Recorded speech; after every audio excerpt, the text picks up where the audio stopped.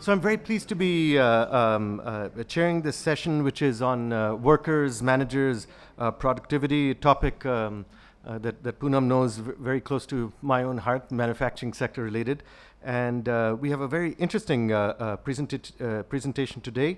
Achu, I was just going through your paper this morning, and really this whole issue of skills, how skills can be really a constraint on productivity, etc. It's something that you look into, so very much looking forward.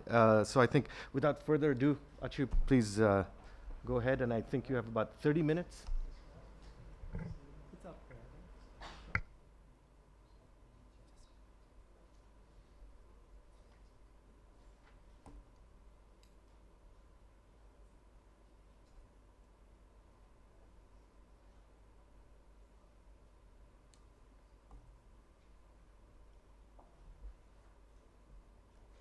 Okay, and are you doing the time signing also?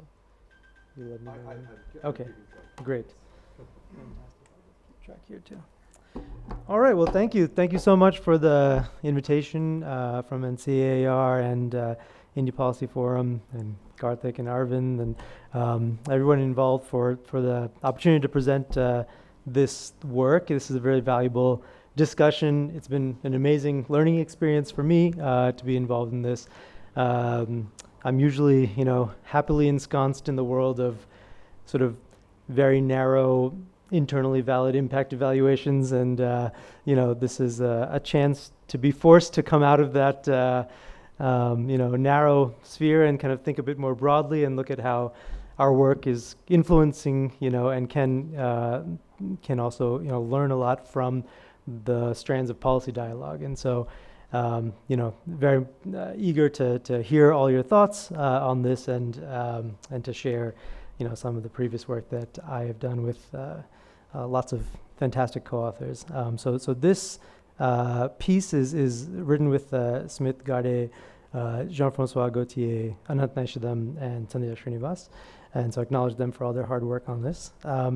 So this is basically just going to be an overview of India's manufacturing growth in the last couple decades, some of the trends that we see, and places in which we can improve with respect to growing India's manufacturing capacity in sort of response to some of the policy goals that India has set for the coming decade. And in particular, we're going to be focusing on one lever that firms might use to increase productivity, which is to increase the amount of investment in workers in certain productive ways. And so I'm going to show you across a variety of categories of rigorous empirical evidence, ways in which firms can invest in workers that is reflected in kind of increased productivity, and then kind of understand a little bit at the end about why we don't see more of that investment in the status quo, sort of what might those economic factors be, and use that to sort of launch into potential for new research in this area. Okay. So just a bit of an overview. Manufacturing growth plays a critical role in structural transformation and in pathways out of poverty. In recent years, this has been a key goal to increase sort of focus on manufacturing sectors for the Indian central government. There's a great opportunity for India in addition to its large demographic dividend.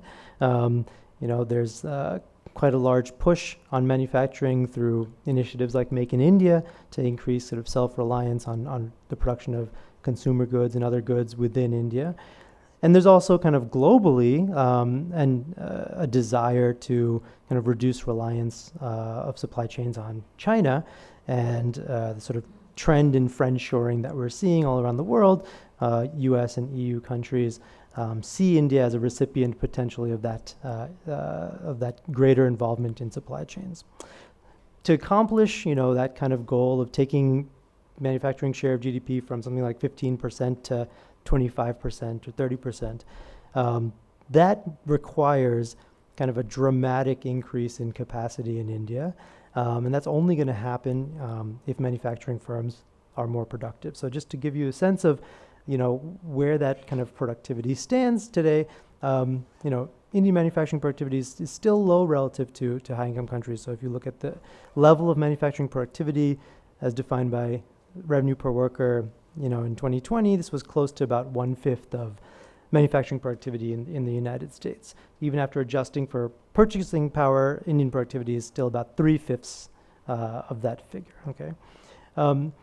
So productivity growth in India over the last sort of decade or so has slowed. So this is basically mapping out, the annual growth rate in sales per worker in manufacturing in India, in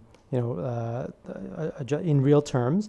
And you can see that kind of in the late 90s and early 2000s, it's kind of bumped around between 5 and 10 points per year. And then since then, it's actually declined and it stands kind of close to 0. So we've seen that kind of tapering off of productivity in recent years. This has kind of been particularly pronounced in low skill sectors. So when you look at this kind of trend in log sales per worker over time, again, in real terms, what you find is that, both high skill and low skill sectors have been tapering off in their growth, but that trend has been more pronounced in the low skill sectors.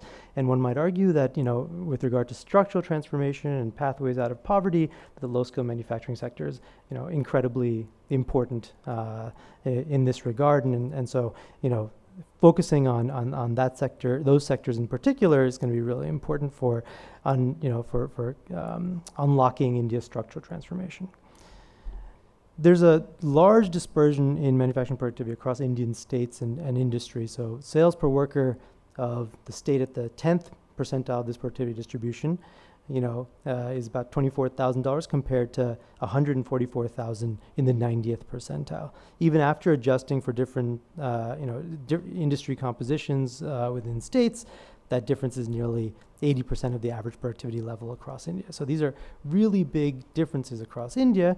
And it turns out that they're not entirely correlated with, other economic indicators. So this is just a kind of mapping out sales per worker in 2019, 2020 across India. And what we find is, there's the states kind of in the western belt and central belt of India have the highest productivity, and states, in the south and east have the lowest. And this kind of doesn't correlate one-to-one with GDP per capita. So it's not just about kind of like overall economic activity. So how do we kind of think about manufacturing productivity growth and the levers that both government as well as the private sector might pull to enhance productivity for manufacturing in coming years? The literature in economics has had a lot to say about this over the years, and a lot of work is focused on capital constraints for firms, particularly mid-sized firms, regulatory distortions, misallocation, and a host of other kinds of explanations, trends towards automation, etc.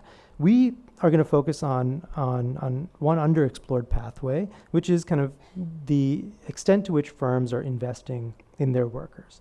And so just to give you kind of a pan-India sense of this, from the ASI data, Annual Survey of Industry, we've just taken log sales per worker and mapped it onto something called emoluments, which is essentially wages plus kind of any benefits, monetary or in kind, that workers are receiving from firms. And so when you look at this relationship, it's very tight, and each dot here represents the average for an Indian state. And there's a very tight positive relationship between the extent to which workers are remunerated and given benefits and their productivity. And this kind of holds when you run some regressions as well. If you look at this at the firm level and you control even for state by industry effects. So basically imagine comparing textile firms within the state of Gujarat. You still find that this relationship holds very strongly. This is of course controlling for firm size as well. So this is suggestive of the idea that there's a strong linkage between how much firms are investing in their workers and the productivity that those workers achieve. Okay, of course, there may be lots of unobserved decisions that are likely going to be correlated with both of those things, and that might be affecting, that relationship. And so we need to look at causal evidence that demonstrates a causal relationship between the types of benefits and inputs that workers receive and the kind of productivity that they can achieve. And so I'm going to kind of go through a bunch of categories of those types of investments, to which I've contributed some work, as well as kind of review some of the work of others, to try to socialize the idea here that there are key ways in which firms can invest more in workers that would generate productivity benefits and return on investment for the firm.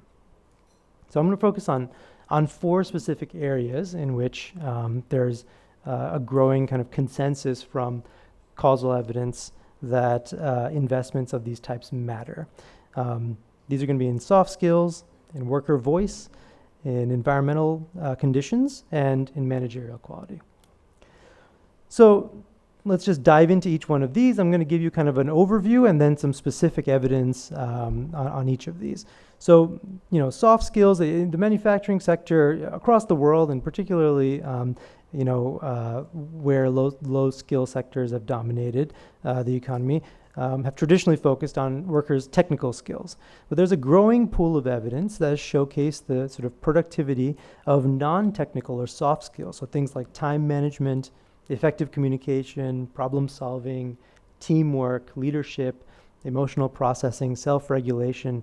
All of these things are, substantially linked when you look at the associations with higher productivity, higher earnings, better job quality, et cetera.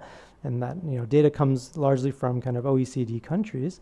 But there's also a growing body of evidence from lower income contexts that soft skills can work even in low skill settings. So I'm going to give you a few examples of this. So I've got a paper on this in which we looked at Indian female garment workers. So this is kind of frontline workers who are at sewing machines, stitching garments for export. And we evaluated the impacts of a training program that provided soft skills to these workers. It was kind of a whole host of the skills that I just mentioned.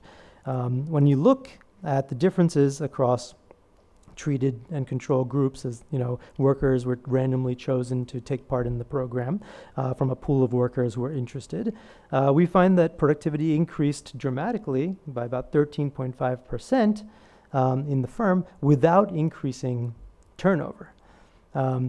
We also find that wages increased by less than this increment. Therefore, that set up kind of a rent for the firm, and that resulted in a return of investment after about 18 months of about 250%, a net return of investment of 250% to the firm. Okay, this is kind of not just for large firms, but this has been shown to work in sort of much smaller settings as well. This is one example of a trial in Togo that worked with micro entrepreneurs, showing that a psychology-based personal initiative training that kind of covers a lot of the same skills that you would think of broadly as soft skills resulted in firm profits increasing by 30% over 2 years. And the training kind of broke even in terms of its own costs after less than 1 year. So this, again, shows a dramatic kind of effect of soft skills in the workplace, even for kind of, small-scale micro entrepreneurs. Okay, the second category of investment that we're going to think about is around worker voice. So this is kind of an idea that was famously kind of articulated in seminal work by Hirschman in 1970 about the relationship between employers and workers.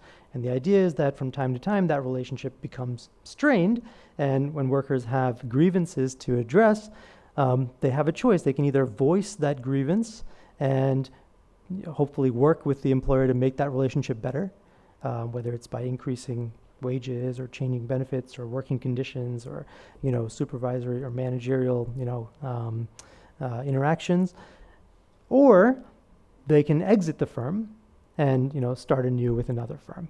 Okay, and so that sort of trade-off between voice and exit is something that all workers face. And in environments with traditionally low amounts of worker voice, it may be the case that this kind of lack of voice within the workplace leads to excessive turnover. Okay, so this is not only related to grievance, but also potentially to feedback about managers, about improvements in the sort of traditional Kaizen sense of kind of productivity improving suggestions coming from the ground up. It's also about collective action, worker representation in committees, and shared decision-making paradigms. So I'm going to describe a series of 3 trials that we've done in this space here in India, and then also go over some of the other work in this area. We started by looking at a very simple way to express voice for workers, which is essentially a satisfaction survey. So essentially what we did was, right after a wage hike in Karnataka, which ended up being disappointing for workers in ways that we essentially measured by assessing workers' expectations about their wage increases prior to the hike, we anonymized access to a feedback survey to certain workers, and we allowed workers to sort of rant about job conditions, supervisor performance, wages, overall job satisfaction, etc. And we saw what impact that had on workers' turnover and absenteeism over time. So here's what we find. We essentially find that when we give workers a survey, on average, the treatment group turned over much less than the control group in the 6 months following the wage hike.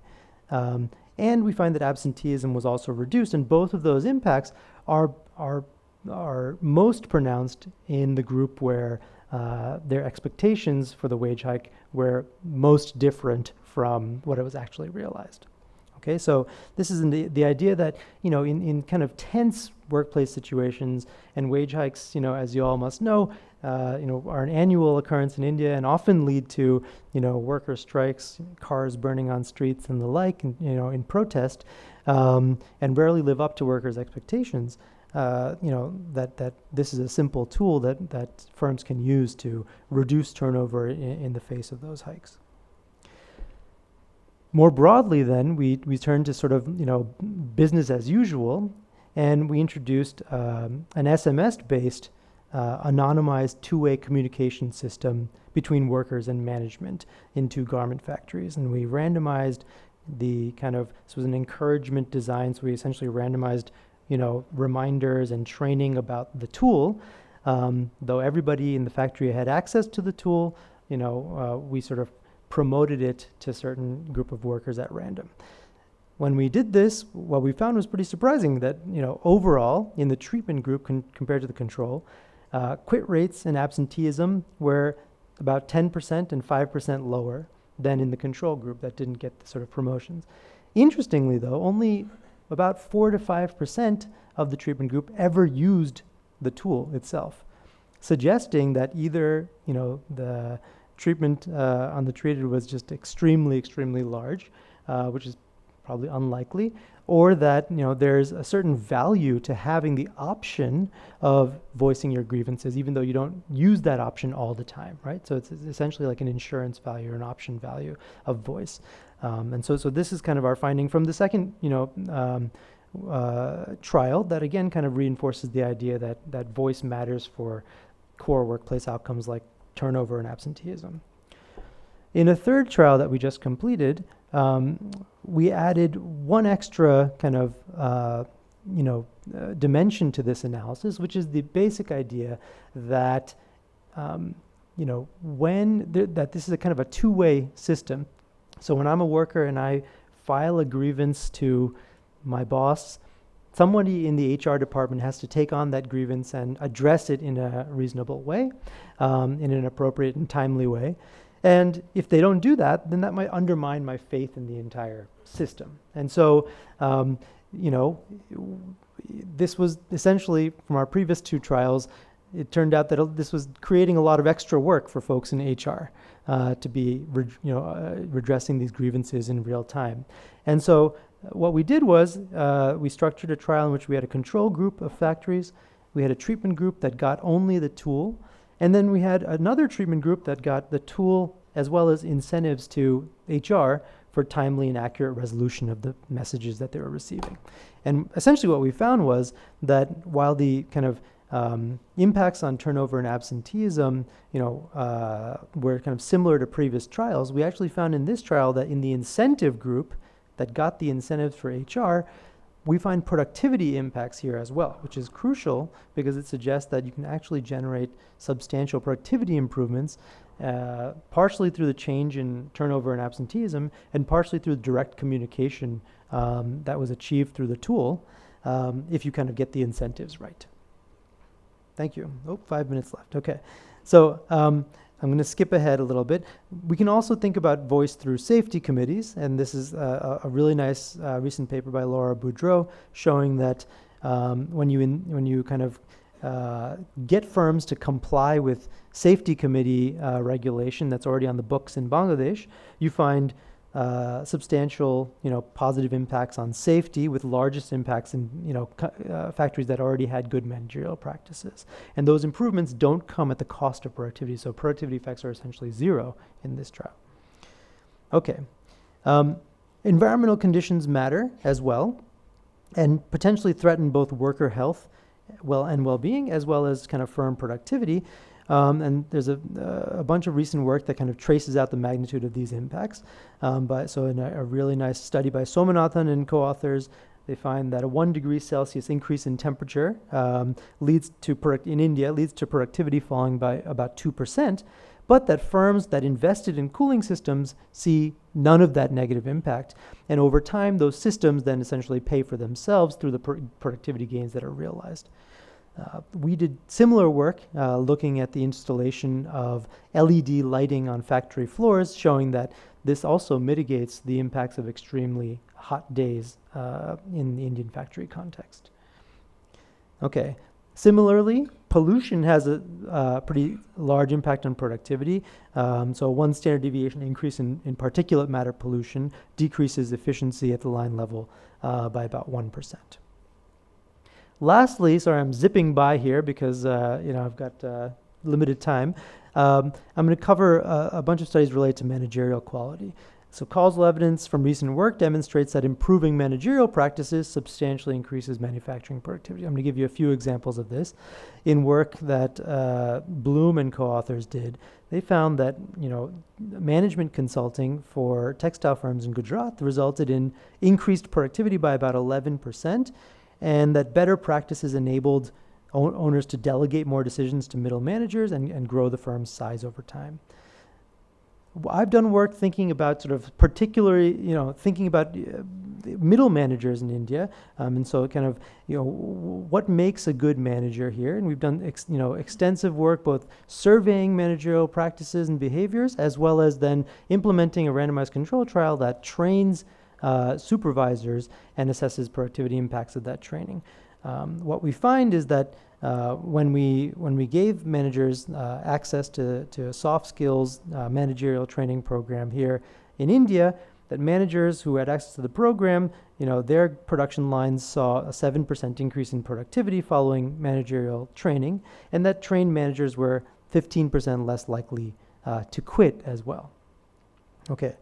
There's a really nice recent paper by Machiavello and co-authors that looks at the productivity effects of promoting female managers and how that might be, in the longer run, good for productivity as well.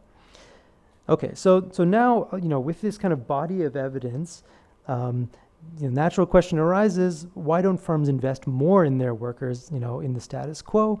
And, we're just going to go through a few reasons for this in my remaining time. But, really, I think this is kind of fodder for a lot more thoughtful research. I think we need to understand more why there may be certain barriers to firms adopting best practices that improve productivity, and what we might do as government, as policymakers, to encourage, the adoption of these practices that have proven impacts.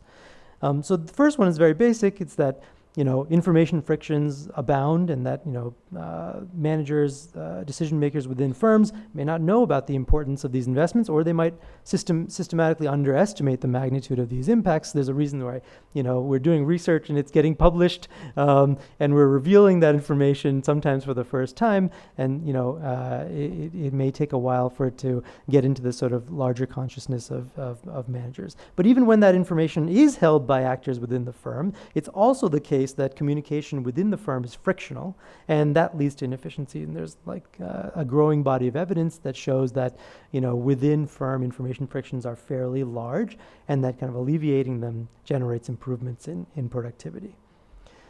The second idea is around risk aversion. So, worthwhile investments of all kinds may be foregone if there's uncertainty in the value of investments and decision makers are sufficiently risk averse. And particularly in lower income contexts where the consequences of kind of unfruitful investment, if things go,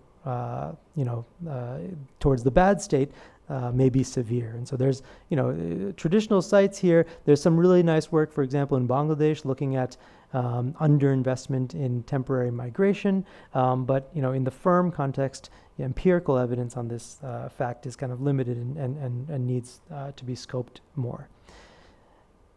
Next idea is around managerial inattention. Basically, the idea that, managers only have a certain amount of attention to devote to all their kind of activities under their kind of zone of control, and that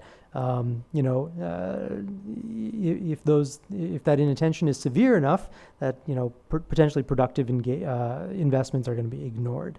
And so there's some really nice evidence here that's mounting that essentially more attentive managers or increasing the sort of salience of these investments can have benefits in terms of adoption. Two more to go, and then I'll stop. Sometimes there's a misalignment of incentives within the managerial hierarchy. So sometimes it's the case that even if at the top it's clear that I want to invest in something that is good for firm productivity, getting all the layers of the managerial hierarchy to respond in an optimal way that actually encourages adoption may be hard, given that those agents may have differing incentives from my own. And so there's a very nice trial looking at the soccer ball production sector in Pakistan that kind of fleshes out this idea that if you provide the right incentives for agents to adopt new technology, then you can get kind of the firm to adopt it wholesale and improve their productivity.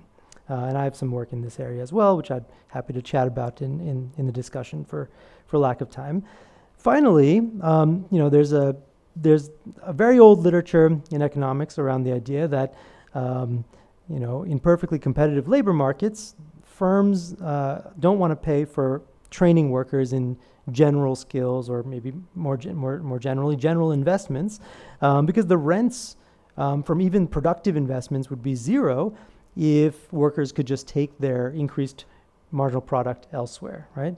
And so if workers are credit constrained, this is going to lead to underinvestment in skilling and equilibrium. There's a follow-on to that literature that argues that firm labor markets are often imperfect in certain critical ways, and that does generate a wedge that then makes it productive for firms to invest. Now, which labor market conditions are we in when we're thinking about low-skill manufacturing here in India? Based on some of the work that I've done and others have started to work on in this space, it suggests that we are in the latter kind of set of models where, there are substantial search frictions in these low-skill labor markets that drive a wedge in, between marginal products and wages. And so that does generate substantial returns for the firm. Okay, so in lieu of a summary, because I'm sure the discussants are going to, summarize the paper as well, I'll just point to, kind of two areas where I think there needs to be, forgive me if this is self-serving, because I'm very interested in, filling some of these gaps, but I also encourage all researchers to be involved in this space to figure out kind of how do we pull the right levers. So one is just developing a larger menu of productivity enhancing investments in workers via rigorous causal studies along the lines of the work that I've outlined here. And I think two missing areas in particular are the impacts of kind of above market wages. I think Garthik has done some of the foundational work in this area with regard to the public sector and teachers, but a lot more work needs to be done with regard to what happens when you pay workers more in terms of wages, what happens to their productivity. That's certainly a key interest of mine. The other is around health investments. We know a lot about the kind of health effects of various investments in nutrition, in disease prevention, et cetera. This is made much more salient by the advent of the COVID pandemic, of course. But we actually know relatively little about the productivity impacts of those investments. And so, finding out more systematically within the workplace on that front is really important as well. And I think also, as I mentioned earlier, studying the sort of barriers to adoption is really important. How can policy make it easier for firms to adopt more productive investments? So, for example, can we effectively, use policy to disseminate information to the right stakeholders within firms to get more adoption? Can we generate public goods, for example, to create training programs that cover some of the fixed costs that are required to mobilize, things like soft skills training?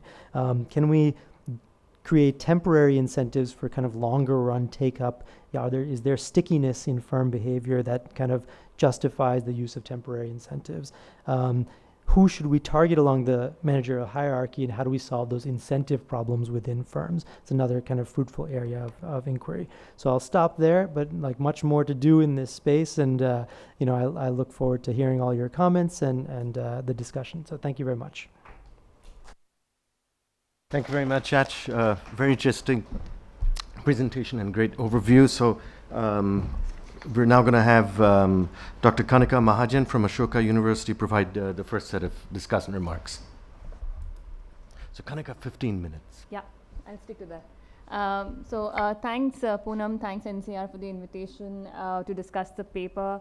It was very interesting, and in fact I learned a lot about the recent evidence being generated in the area around interventions that are working for increasing worker productivity. So it was great to know about the more recent evidence being generated in this space. So because you ended on that slide where you said wages and health investments, one study that struck me was just a simple intervention in a in a factory where they had the employees going for eye just for eye testing, and they found that some of them didn't, they had power, but they weren't even using spectacles, and that led to massive increases in productivity in that setting. So just an example of one way of increasing health investment in the workers and the kind of productivity impact it can have. So coming to this particular paper, here, okay, let me begin by sort of summarizing the bigger points which I took away from the paper, and then trying to put my comments in the perspective of a bigger macro picture in terms of how to motivate looking at worker productivity and not maybe other factors which could also be important in explaining labor productivity. So, so I think the first thing that really came out were the descriptive statistics, and which really took you by storm in a way, is the fact that the labor productivity in India, if you compare it to the OECD countries, or even to China for that matter, is where I read, it's about 1/5. Even if you adjust for the purchasing power parity across the two countries, you still find that it closes the gap by half, so it's still about 3/5 of the US. And most strikingly, despite the fact that we start from a low level, we have been declining in growth over time, which was quite striking. And in fact, that trend one could see from 2005 to till 2017-18 almost. So that was again very striking. Third, the regional component was again very striking. And here, I was just wondering if the southern states that don't come out so well on labor productivity, could there be a production versus consumption story, in the sense that these states are consuming more than, there could be internal trade happening within the country, and could that be one of the reasons why these states, despite having higher incomes, actually have lower manufacturing labor productivity. So just a thought there. Second, what this paper goes on is to, within the bigger paradigm of labor productivity differences, it then sort of zooms in onto the one component which affects labor productivity, which is the worker-specific human capital here. And here, to show the role played by worker-specific human capital, it basically utilizes the data which is the ASI data, which is the data to go to in India if you want to study manufacturing firms, at least the registered manufacturing sector. And they show that there is almost a one-to-one correspondence between labor productivity and the emoluments which are being paid to the workers at the firm level, at the establishment level, in fact. And then they have a bunch of interventions which are discussed about what is really working in improving labor productivity using a range of interventions which have been tested in the literature. So here, I actually started thinking about the question more in a bigger sort of framework. So apologies for the equation that's up here. And I think Maitreesh will also have an equation, so we'll probably bore you in this presentation, but this is going to be the only one here. And when I started thinking about the bigger issue of why is it that labor productivity could be different? Why is it that India has lower labor productivity than other countries, which we aim to be at? And here, writing down a simple production function and just writing what labor productivity looks like basically throws up three very simple reasons why India could be behind other countries in terms of labor productivity. Now, one is technology, which is A here. So in this labor productivity equation, you have technology which can be different across two countries. You can have physical capital per unit of labor, which can be different across two countries. So again, India could have less capital per unit of labor, which could again lead it to being lower labor productive as compared to other countries. And the third component is the worker skills, or the human capital component, basically, right? This is the way I started thinking about the bigger question in this paper. And what this paper is sort of really focusing on is the third component, which is the human capital part. And alongside the human capital part, it's sort of also looking at the managerial capital bit, which you can easily incorporate in this kind of a setup. So what my first thought was that, why should I care about human capital in this bigger production function? Does it have as big a role as technology does, or as physical capital does? So just some, I think some discussion of literature, and I think there is macro literature here, which does a bunch of accounting exercises, which basically, can shed light. I know a lot of this older literature, and I'm sure there is more recent, which tries to sort of account for, what are the reasons why some countries are richer, some countries are poor, and some studies specifically look at labor productivity as well. And like TFP has been shown to be one of the major factors that, or in a way technology has been shown to be one factor that really explains the differences across labor productivity across countries. One paper, though, by HEC Montreal actually finds that human capital is the biggest contributor, at least in case of Latin America. So where I thought, you could actually take a cue of why you should actually be investing in human capital, or why should you worry about this third part of what affects labor productivity as compared to the first two parts. So just some literature for you to consider and sort of work upon to maybe incorporate in the paper. And here I must sort of, what I found in most of the older literature is that the measures of human capital productivity are actually very, very basic. So all they use is mean years of schooling, or some very simple measures which I think can really be improved upon, taking the quality of skills into account as well. The third thought that struck me is when we compare, say, India to the US or to the other countries, like the firm sizes across these two countries are very different. So just to put up some statistics up here, and this is from the economic census, about 95% of the manufacturing enterprises in India have less than 10 employees. And 77% of employment is generated in these kind of enterprises. And if you were to compare this number to, say, the OECD countries, it's about less than 10%. So here, we're trying to work with interventions, but we have a sector which is predominantly, you have a lot of small firms that dominate it. So how do you think about the small firms, which I'm not sure if they can really take up such interventions, or if they have the scale to be able to take these interventions up, which improve their worker productivity as compared to, say, the bigger firms. The firm size itself can have, a bunch of implications, in fact. So, what if we just reweight the ASI data so that the firm size distribution in India looks similar to, say, the US, and then you see, what are the differences in terms of labor productivity in these two countries, just to adjust for the fact that, firm sizes are way different. And then the policy implication becomes different, because then you have to care about, how do you have bigger, how do you grow firms rather than just attacking labor productivity.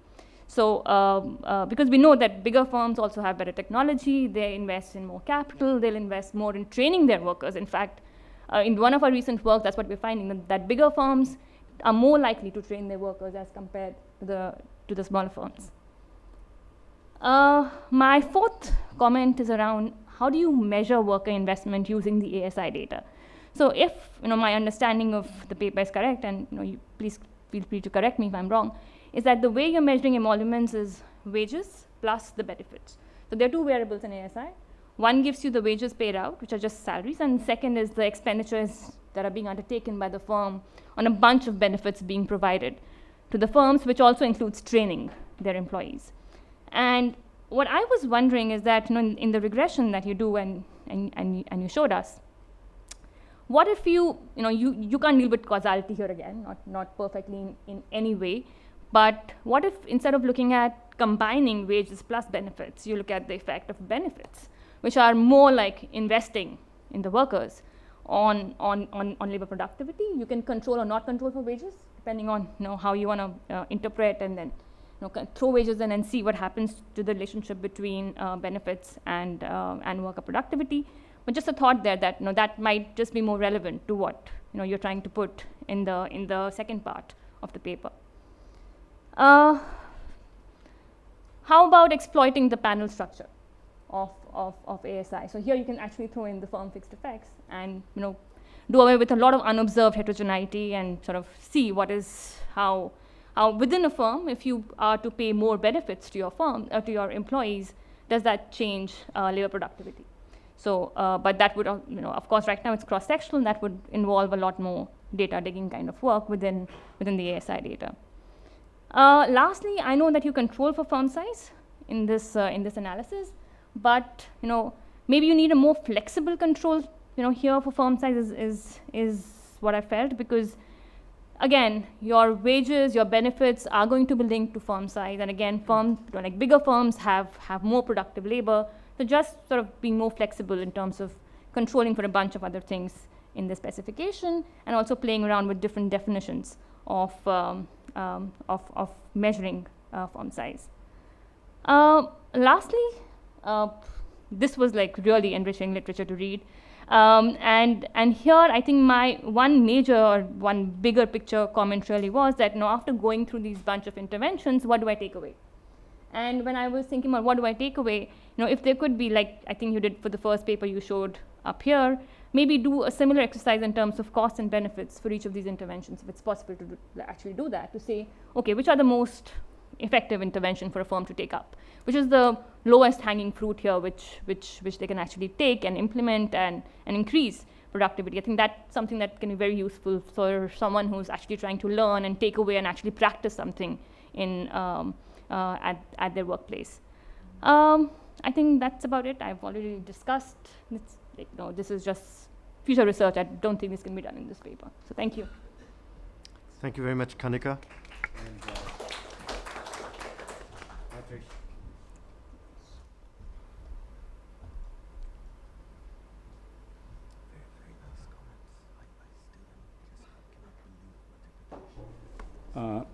Thanks to NCAER and Poonam for the invitation. It's always nice to be back, especially since now we are having regular in-person meetings again.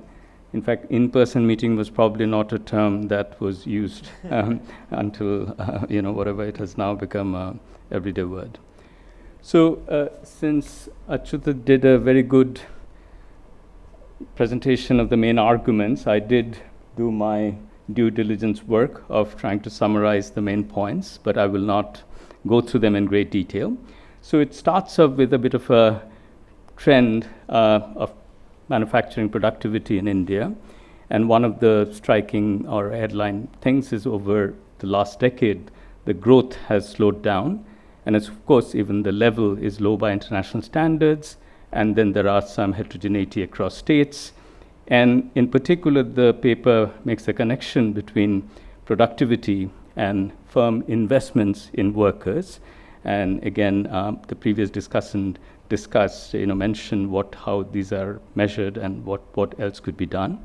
And then in the second part of the paper, it brings in a rich survey of evidence from RCTs about causal interventions that would essentially moving the worker investment and try to see what the productivity gains would be. So what's the broad economic logic here?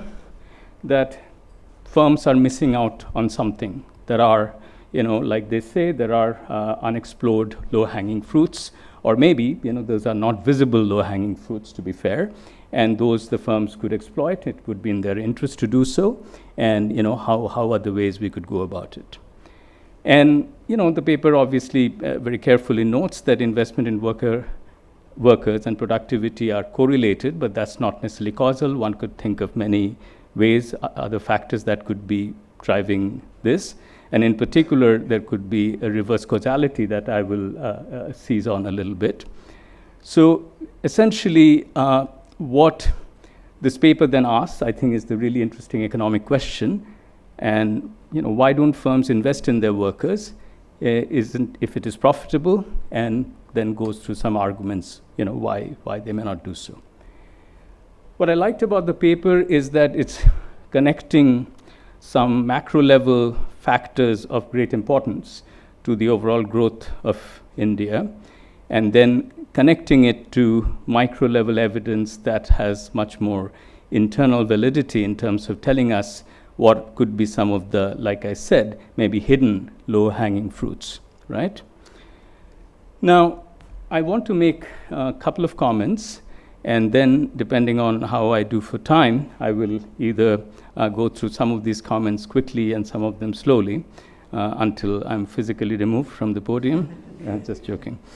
Okay, so I would say that given the summary of what this paper tries to do, I would like to try to locate this into the overall macro environment in India that does show sign of aggregate slowdown, and not just in the organized manufacturing sector, formal workers' productivity, which I'll show some stats, but that's a relatively very small part of the labor force. Is it the reason that the firms are not doing it, or is it the case that there's a drop in overall investment because of the macro environment is not so favorable, and so firms are not doing a whole bunch of things, of which investment in workers is one of the factors, right? And I've mentioned some examples here.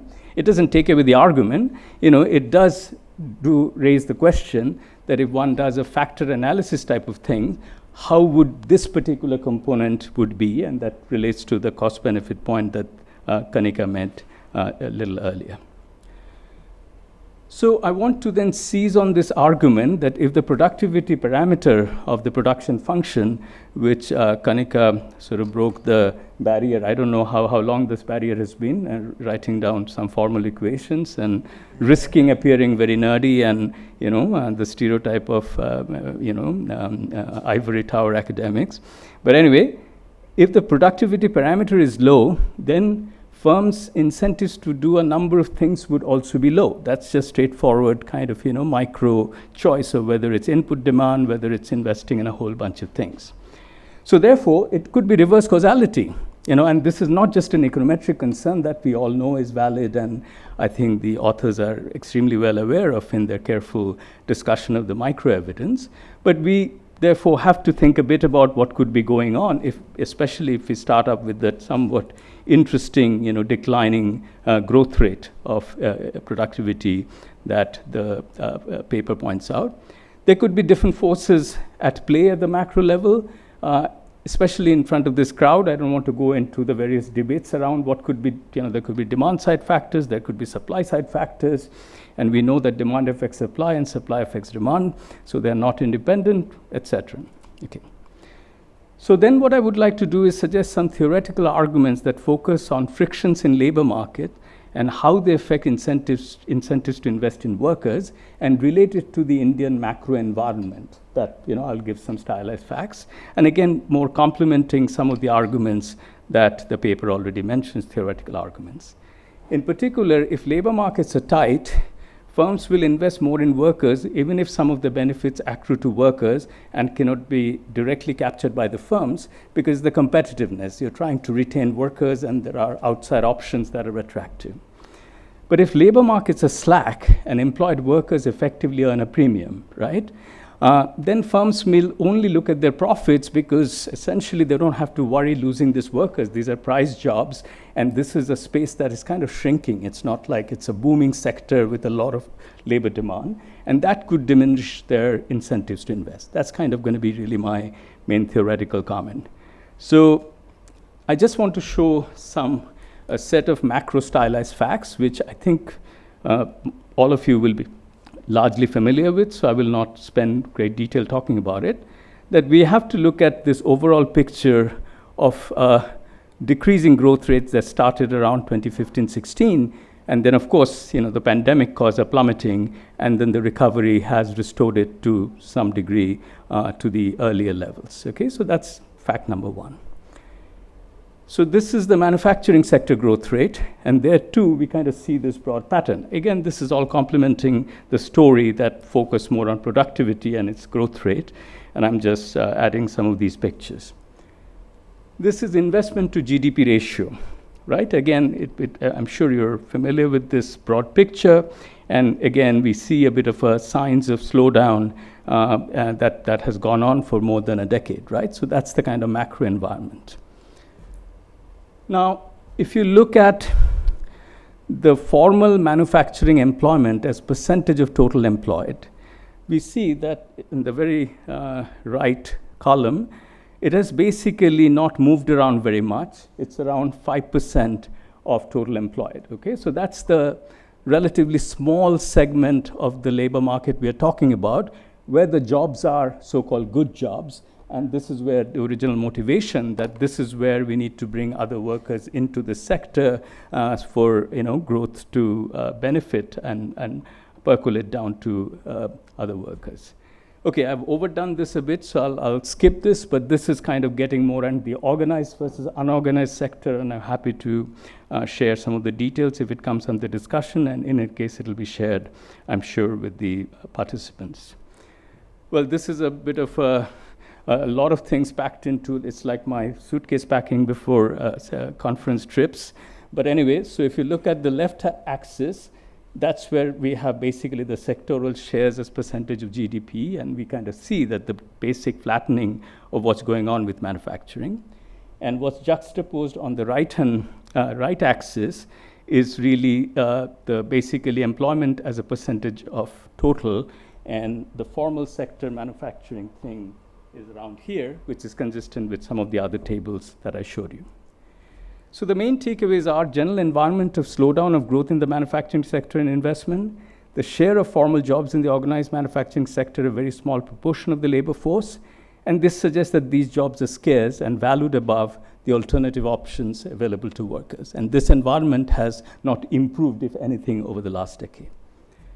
Okay, so now I bite the bullet and present some little micro theory.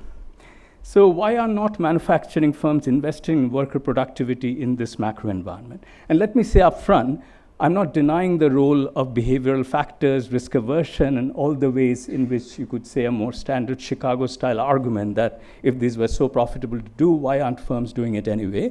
There are reasons why, there could be frictions of those nature that would leave scopes for improvement. So suppose this simple theory framework, which ignores, among other things, externalities like clearly the environment point, one firm cannot improve the pollution situation. It would need some concerted action, etc. So let's leave all that aside, and let's just think about the payoff of a firm being theta, which is just a general productivity parameter, mostly also known as A, that productivity parameter. But the productivity parameter is subject to some choices that the firm can make, and that's X, and that's investment in workers. It costs to do that, C of X, and then, of course, you have to make the wage payments, right? That's the basically firm's objective function. What about workers? Well, workers have some outside option, which we just call something like U bar, okay? and they get some benefits from this investments in them, which are not appropriated by the firm. So it's consistent with some of the Ashimoglu type papers that you referred to. Yeah, but that's really the model, right? The benefits of the investments partly go to workers directly. Now, if it's a tight labor market, this constraint is tight, right? Therefore, if you solve the firm's problem, the firm will be de facto pricing the benefits that will go to the workers, and its choice of the investment, it will be taken into account. Right? So therefore, the tighter the labor market, we would expect these investments to go up, because that would be just another way of making the job attractive to the worker. And the firm prices it because it can cut wages if there are offsetting benefits that the workers sort of take into account, and those are valued to the worker. Right? It's the classic thing. If better food in cafeterias in the firm, that is helpful, then the firm will be, doing it optimally, and workers will be willing to take a bit of a pay cut for that. But if due to labor regulations or other labor market frictions that get amplified in a slack labor market, then this argument will not work, because essentially this particular constraint is no longer binding. So workers are getting, the workers are now, even if the wage is pretty much as low as possible, yeah, and the firms are not investing at all, these jobs are still valued compared to what they could get outside because of the scarcity of organized sector formal jobs, right? Now, in this world, the firm can then choose the investment levels in workers only to the extent that it directly benefits them, and that would basically therefore cause underinvestment. And this factor may have gotten amplified if the macro situation has made the labor market more slack. So I think to sum up, the focus on investing in workers and firm productivity is an important point that's often missed out in policy debates. And this is kind of something that's a policy arena where there can be scope for many creative experiments and rules, or even making information available to firms about what works and what could actually be a win-win. Now, we need more evidence on what governs firms' decision to invest in workers, and need to be careful about the fact that productivity may be both one of the determinants of this, as well as something that will be a consequence of some of these investments. These would play out differently in different macro labor market environments, as well as institutional. What will work in the UK versus China will not necessarily be the same in India. And this is where I see kind of the research agenda, or the kind of, the paper pointing out, potentially pushing us. Thank you. Thank you, Maitreyesh. So I think what we'll do is let's throw the floor open for questions, and then maybe later you can respond to both discussants. So with that, well, first hand is Praveen. Thank you. Thanks for a very nice presentation. My question was in the interventions that you've studied, and you're going to the various sort of experiments that you've run, did you sort of look at the difference between skills that are being, essentially the workers are getting, that are worker specific versus being firm specific? So I could imagine firms investing in workers in a way that give them skills that are firm specific, in which case they can completely internalize, in a sense, the benefits of that. And then you get away from the kind of problems that Maitreyesh was talking about right now. Or you might have this alternative of giving workers or investing in workers in ways that they generate kind of worker general skills, and then you run into the problem of turnover, et cetera. Just as a follow-up on that, did I understand you correctly at the beginning? I think you mentioned that in one of your studies you're kind of seeing this investment, there's an increase in productivity, but not the turnover. And so could you say a bit more then on that about why there wasn't the turnover if workers are getting paid less than their marginal product? Yeah. Do you want me to respond, or do you want me to? Yeah, sure. So, I mean, the interventions that we've done have focused on soft skills, and we can, I think, quibble on the margins about whether those are, some part of that might be specific to the firm in the way they're taught or something like that, but in general, they're general skills, more effective communication and teamwork and conscientiousness, timeliness, that kind of stuff. So it's things that you can use in any firm, right? So we've run 2 trials on this, one for frontline workers and then one for supervisors. And in both cases, so in the first case, we found that during the training, turnover was actually decreased in the treatment group compared to the control. And then after training, that number equalized, and so there was no kind of differential turnover in the longer run.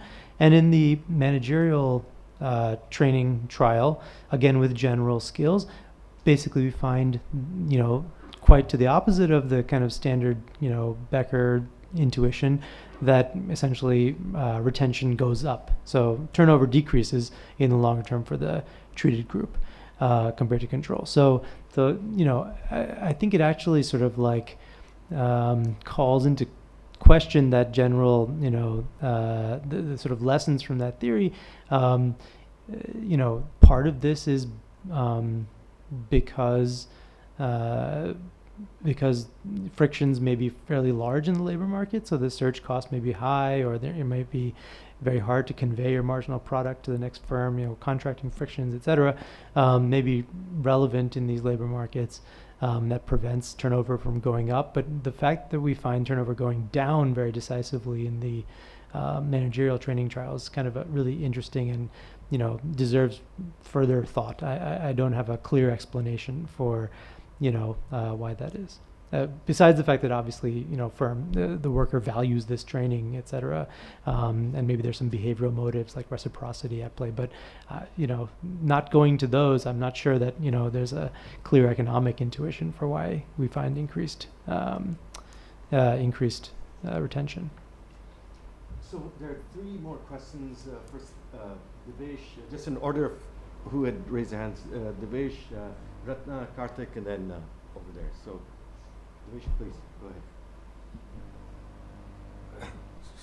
So sort of within the organized sector, if you look at services or IT, it's interesting. My impression is it has the most sort of investment in worker training and the highest turnover. And I'm wondering how that sort of squares with what you are finding in manufacturing. Second, within the manufacturing sector, or the organized manufacturing sector, the public sector manufacturing has the higher benefits. And I wonder if that shows up in productivity. So you might be able to exploit.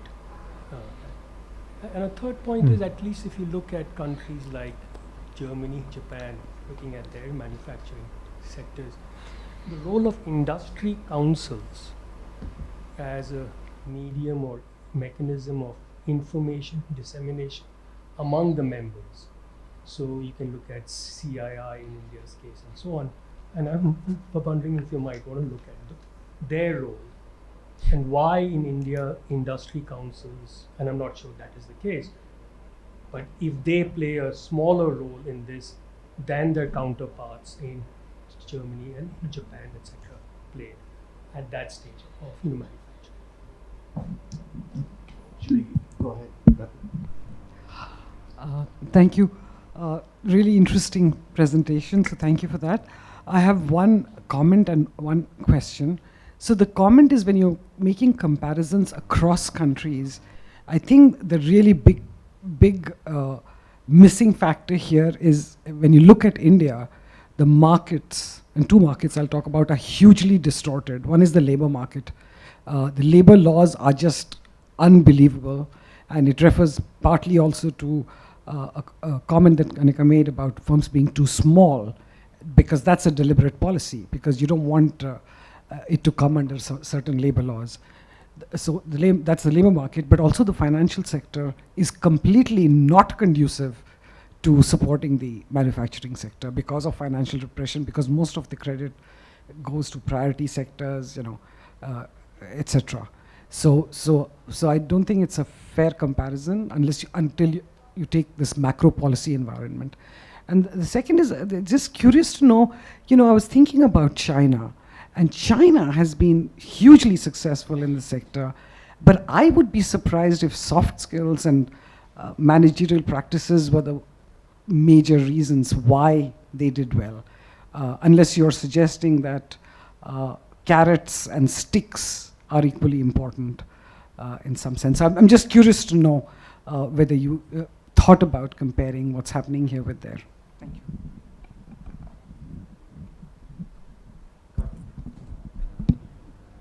Is this on? Yeah. Thanks, Arch. So, I think, to me, this is like a great type of IPF paper because it's a bunch of new research, right, that's being synthesized in a nice way.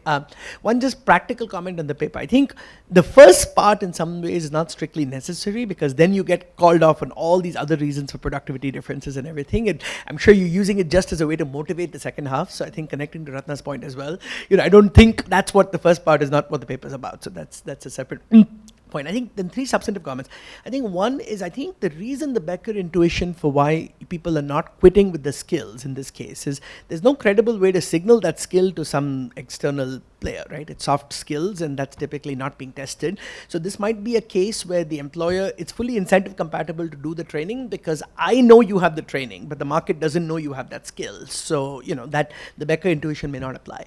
I think the second thing is you may be doing yourself a disservice by kind of framing this as why are people not doing this, because I really think the honest truth is they don't know it. So I think you're out here at the frontier discovering things. So in a way it reminds me of how management consulting in the 1920s used to add a lot of value just by sending people to factory floors and just like watching and doing like micro improvements of practice just from watching stuff. And the consulting industry has since then just become a bunch of slide makers, but nobody's so what I don't know is who's out there at the frontier doing kind of studies of work sites and productivity. So are there other companies, other entities out there trying to do this? And so in that way, I'm curious, is your value add here both coming up with the interventions and testing them? Or are there a universe of practitioners who are coming up with a menu of these ideas, which then you as researchers are able to go and test? So I think that's a related question. And then the last part is, I think the good news here, unlike a lot of ideas that researchers come up in the public sector that often don't get taken up for a variety of political economy and bureaucracy reasons, here if the results truly work, I think the adoption should be much faster. So then I think the question and the suggestion to you is that while the academic enterprise hugely values novelty and being the first one to publish something, I think the public interest here will be enormously magnified by 10, 20 other studies of this kind in other places so that it becomes accepted fact and gets into the curricular business schools and stuff like that. Because I think Ratna is right. I don't think this is what was driving stuff in China. But in fact, there's some lovely new studies in China showing how giving workers voice actually improves productivity there as well. So I think that's why this is at the frontier of ways of improving productivity. So yeah. I think this is fun stuff.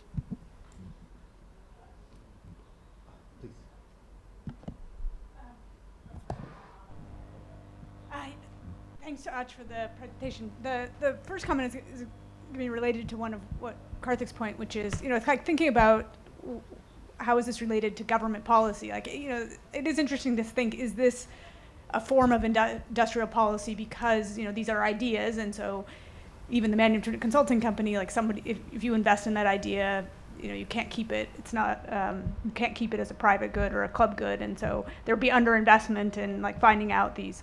So that there might be a role for government in doing this. And then my second point is just a small comment, which is trying to, I guess some of your skills are transferable, like the soft skills, but many of them, I guess what I was struck by knowing your research, but realizing it for the first time, many of them are about work conditions, and so like this worry of the Beckerian worry of general skills doesn't apply, whether that's like incandescent, replacing incandescent lights or putting in air filters, etc. So I don't know, like just as a framework thinking about it, is there more investment in those, and that would point to worry about exit as a reason for underinvestment, and Maitrish's point about workers getting rents would still apply even for those underinvestment in not underinvestment, but why we don't see more investment in those. But for me at least, that was like a helpful distinction, so I'm just offering that up.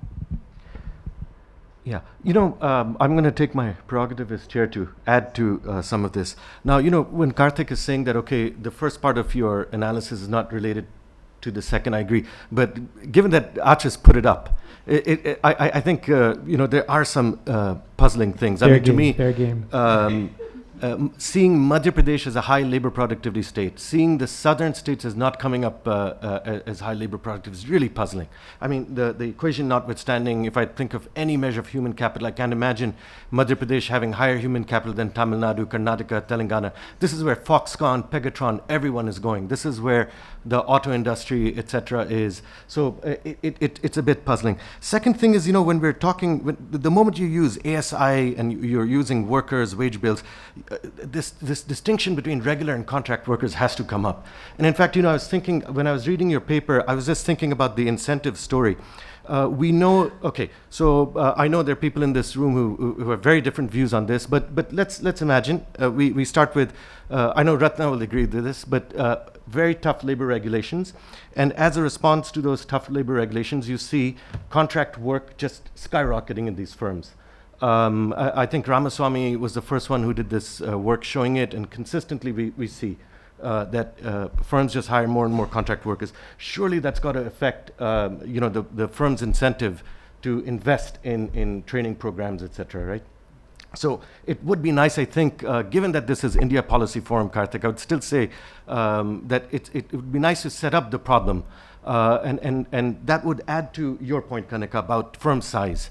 That really the firm size is so tiny. In fact, I was just wondering whether your result is because the last time I looked at this stuff, I think Madhya Pradesh would have a lot more small firms. It would have very few formal firms, and maybe that's why you have some big Cipla or Volvo, Eicher Volvo in Madhya Pradesh, which is really driving the story. So it would be nice to just dig in to some of those points, and I think you can link it up. One thing now, just in terms of the stuff that you got into, which I as a reader would find it fascinating to understand more about, is the Nick Bloom result. Because it was so puzzling. My understanding was that they showed, these were big firms, 150, 200 employee firms, and you show these firms that keeping track of defects in a systematic way actually helps you. And yet, a few months later, a number of the firms that had seen the benefits of this better approach actually were abandoning it. So, your point about the incentives and middle management, etc., super important, and again, comes back to Kanika's point. Do we just have the wrong type of firms in India? That our overall regulatory system is just encouraging all these super small micro firms, which I don't know whether they can benefit. Final thing I'm going to end is completely different from the things you're talking about, but I'm just really curious because we have so many people assembled here. In fact, three of us in this room were together 2 days ago. This question came up of Foxconn. So Foxconn wants to come in. It wants to push Indian labor regulations in the direction of allowing 12-hour shifts, 3 shifts a day, 12-hour shifts. And apparently Tamil Nadu first agrees to the 12-hour shift, and there's a lot of protest, and they're going back on it.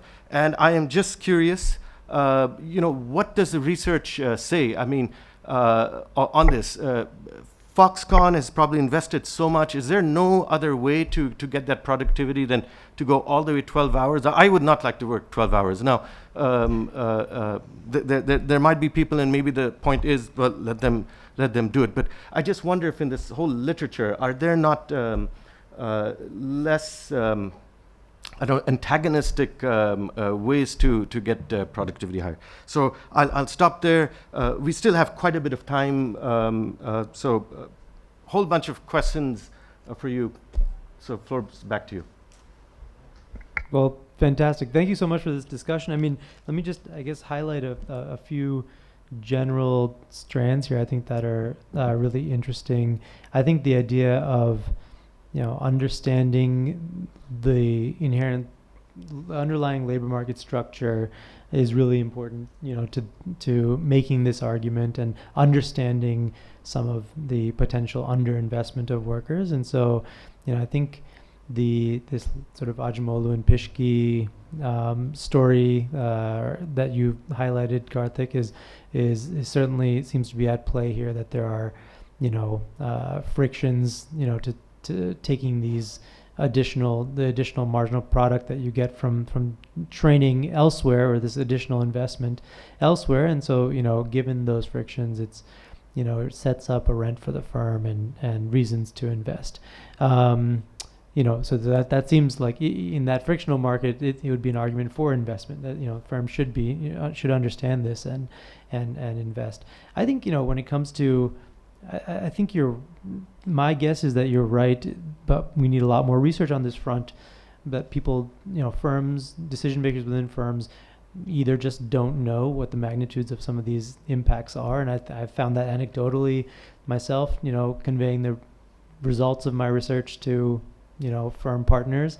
There's a lot of surprise and doubt in the room, and then you have to sort of make the, argument, sometimes an uphill climb, just kind of explaining that, wait a second, I could be doing something productive that I'm not doing, always comes as a surprise or a bitter pill. But, I think there's also, some of the other concerns I highlighted may be at play here, beyond information friction. So I'm eager to, I was encouraged by the results from I didn't get to talk about it, but there's a really nice paper by Gautam Rao and co-authors that looks at Brazilian mayors, and essentially they give a randomly selected group of them information about the impacts of tax collection, of basically sending letters to delinquent taxpayers and on tax collections, which there's been good evidence from randomized controlled trials that works and increases tax revenues.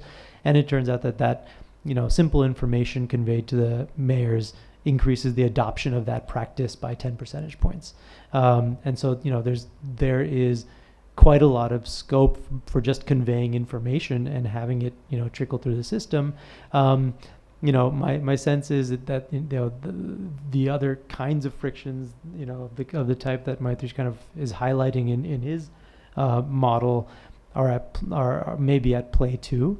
And so, understanding what sort of labor market we're in. There's a New York Times article about a week ago, contrasting the incredibly tight labor market for government jobs, for example, in Patna, highlighting the idea that there are entire training academies dedicated to taking the test for, entrance into a government job, and that, for every 200,000 test takers, for every 2,000 test takers, 1,999 of them do not get that job. And so it's an incredibly difficult job to get. On the other hand, in the manufacturing sector, the sort of the labor market seems much more it's very difficult to keep workers. I think these jobs are not generally regarded as very good jobs in the way that government jobs are. There was a trial in Ethiopia with Chris Blattman and co-authors that highlighted this idea, basically giving farm workers manufacturing jobs resulted in not very much transformation and a lot of attrition over the period of the study. These jobs, despite having reasonable wages and low uncertainty in pay, didn't result in very good retention. And so, kind of understanding what makes manufacturing jobs appealing in the first place, I think is very interesting to do. I like to think a bit more about Seema's point on differentiating the various categories that I highlighted. I think skilling is clearly kind of going to fall into this sort of how much of the rents do you keep, kind of question. But other things like amenities, are very clearly sort of like only going to be you're only going to reap those benefits if you stay, and so those might, we may see differential adoption of those things as compared to sort of skills that have flight risks. So that is a very interesting direction to kind of take this synthesis. Mahesh, you want to comment on that? Yeah, no, sure. Thanks. So now, just a couple of clarifying comments. I think what you said about the Blattman study. I mean, maybe I'm showing my age here as a development economist. Is the Lewis model? Is the rural-urban migration under migration, even though there's a wage premium? So yes, clearly it is part of that. But I think that I would still, given again. So I also, I can see the tension between the more macro Indian scenario part of your paper and the very frontier work you're presenting in the micro, RCT type evidence. And as I said, I'm agnostic about, there are clearly the business of therapy wouldn't survive unless people, very smart people, undergo, and then, they're told maybe you're not doing this or not doing that. Similarly, consultancy, although there are different views on it, Achyuta has a paper that showed that they largely are good at cutting wages or something, but that's a separate issue. I mean, so I think there is scope for learning. If we take a very hardcore rational choice view, then obviously there are many, low-hanging fruits which may not be so visible. So I'm very open to that. And clearly, from environment, pollution, a lot of things 50 years ago, our views are and what we now know. So that's kind of very much there. But I do think that, one of the things that maybe because I tried to sketch the sort of conceptual framework, simply keeping in mind the sort of, general policy oriented discussions we will have and should have. I still think that the Achyuta, Pischke, and the Becker type of things, they are looking at a particular set of issues. They are important issues, general skills versus specific skills, and then if factor markets are not perfect, certain things go off. But in a way, the point I was making applies to those incandescent bulbs and stuff. It may not have anything to do with workers. It's really in a labor surplus economy where you don't really have to bother to keep your employees happy, whether it's a top corporate job or even if it's a job as a gate person, security person in a firm. That is what is kind of, they would tend to do less of it. And I think the broader question, which I think is a lot of expertise in this room, is we all know that competition is good, whether it's export market competition, product market competition, labor market competition, all of that is good. So maybe that's where, and macro shocks come and go. So it's not like, whatever is happening now will be there forever. I think that's maybe where the debating or discussion frontier should be, as to what are the ways of making firms search for this. Look, I'm doing something wrong, so turnover is high. How can I, and then they might knock at the door of some of these frontier results. But anyway, so those are some loose comments.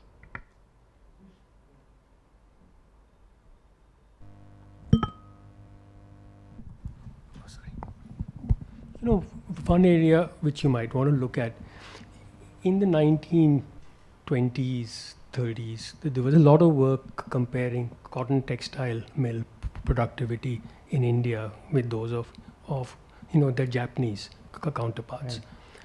And it was evident right from then that the Japanese mills were much more productive, and which is how India lost its markets, which it had, China, to Japanese mills.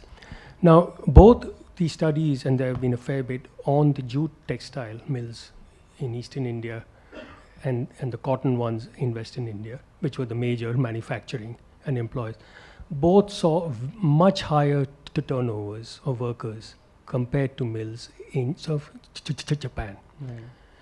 And so this is something that has been part of Indian labor economic history for a century. And there were a number of reasons then, which was that workers would go back to work in fields during time of harvest and so on and so forth. There was a lot of work around that, around the big Bombay textile strike of 1929 on the differential structure of unions. And one of the things that doesn't come up in your work, which might be interesting, is there's no role of unions and how they shaped the incentives of firms and their own workers to acquire, right? Yeah. So in Bengal, when we were growing up, it was the unions that really opposed computerization in banks. So actually Bengal over time fell behind, because unlike the South, which was more open like to it. So the last point I want to make is this issue of productivity was actually quite early on on the agenda of the GOI. So if you go by IIC, you'll see on Lodi Road the National Productivity Council. The National Productivity Council was set up precisely to examine these things and to play a role in disseminating these best practices across firms. And you might just visit them and ask, what have they done in 50 years? In other words, they are productivity. There is a question over there.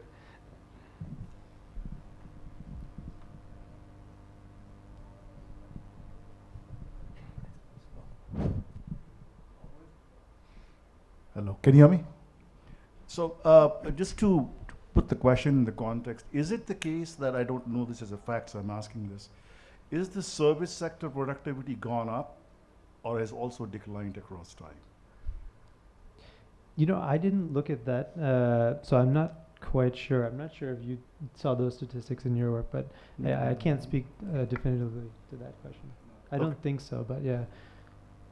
So I would not off the top of my head. I haven't looked at the charts. I mean, in terms of the broader question of these investments, I don't see why you need to confine yourself to the manufacturing sector. You could have done it to any sector. Okay?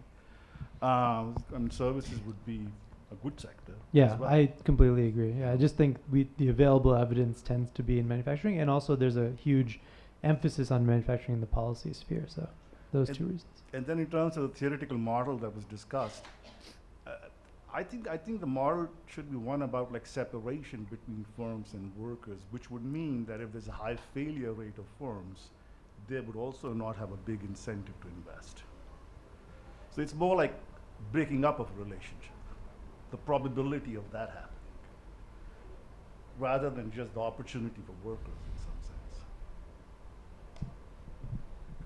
Yeah, I think, you know, with respect to the labor market conditions, I think, you know, critically to this discussion, we need to understand the slackness of the labor market, you know, in some quantitative way, to understand sort of which world we should be in, right?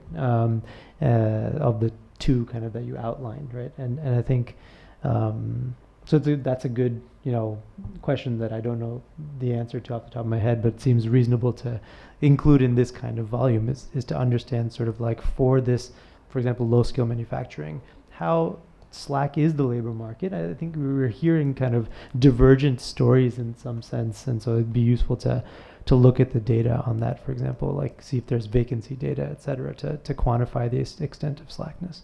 What's the failure rate of these firms is what I'm asking. No, it's a fair point that in the theory model, if you added that, that would be creating an additional reason why there would be general underinvestment, right? Except for, I mean, I don't want to go too much on the theory tangent. If it's also, you really hate failure, in that case, some of the arguments that came out in the context of what perhaps China might be using vis-a-vis workers, that if in that case, you know, sticks are bad enough. If firms know that failure is terrible and it's going to be costly for them, they might actually not invest too. But on the empirical fact, though, I'm sure somebody in this room would have some. My sense is the failure rate of Indian formal manufacturing firms is not very high. But what the time series of that is, I actually don't know. Yeah. I don't know. Somebody might know here. I would guess it's low. That would be, you know, if you just think of that very nice chart that Cheng Shai Te had come up with, just if the average Indian firm that's been alive for 40 years, and you know, that kind of stuff. You can just be stagnant and just continue existing. Yeah. There was, Ajay, I think, had... Yeah. Sorry, this might be in a lighter vein, and there's another model of training which hasn't been discussed, which is training by an external partner for free. And the reason I thought of it, I looked around, I couldn't see Lavish anywhere. So I've been working with Lavish for a long time, even when he owned his own company. And I used to work a lot with his employees. I said, Lavish, your people are totally untrained. He says, I know, if I train them, they'll leave. That's why I want you to train. That's why I want you to train them. I think I mean, it's also, yeah, that's the intuition there, which may or may not be true depending, again, on the labor market, you know, fundamentals. But I think that, you know, one area where policy can really play a role here is in subsidizing or creating these sort of like public goods that you need to achieve. So for example, as a firm owner, I wouldn't go ahead and invest the many hours it takes to create this training program that that's an enormous cost that I subsidized because I loved this research, but I think it's something that governments can potentially do, and then or subsidize in a different sector, and just like the management consulting sector, and then that has productivity implications for the firms, who then makes it easier for them to adopt that kind of work. So it's something that I'm working on doing as we try to proliferate these kind of the programs that we found to be successful here in India through my NGO and all that. Is something that we hear a lot, is if you could give us the box wrapped up very nicely in a bow, I will happily take it, but I can't take the time to create this stuff, right? So in my previous life I worked in General Motors factory on shop floor, and one example of this this case that with the factory shuts down, a General Motors factory in Gujarat, they had to shut down the factory. They were running 9 hours shift, not 12 hours, but 9 hour shift. So that was one reason I exited the sector myself. But one distinction I have seen, so I was assistant manager in the paint shop in General Motors, and there were a lot of frontier workers, blue collar workers, and there was like a thin layer of these staff managers. I was the lowest level in that manager staff layer. For frontline workers, you can train them, but when the time comes to promote them, it becomes a problem from the manager's point of view. Because if you have like this large army of frontline workers and you want to promote some of them, that might cause all sort of issues there. So the question here I'm coming to is that, have you seen the complementarities between this kind of training and also promotions at the same time by these firms? And that might provide incentives to workers also to take these trainings more seriously. Because many times it also depends on what is the return to these training programs, whether workers themselves have a demand for this or not. Yeah, in my experience, no, there's been, so in both the trials we've done with training, in soft skills, in the worker trial, wages increased by basically between 0.5 and 1% for a 13% increase in productivity. So the, increase in marginal product was not compensated by a wage increase, suggesting like the frictions were pretty substantial in the labor market.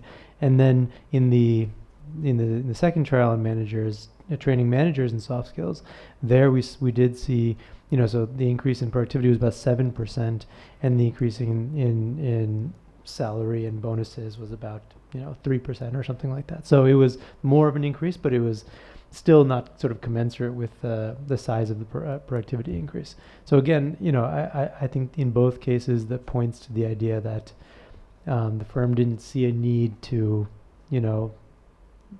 compensate workers additionally, and despite that, retention went up in that trial. So again, speaks to sort of underlying labor market conditions, perhaps the ability to signal or some other friction that causes workers not to leave. Okay, great. With that, Achyuta, thank you very, very much, and thank you to. Thanks for the great discussion. Yeah, great discussion. Thank you all. Appreciate it. Thank you.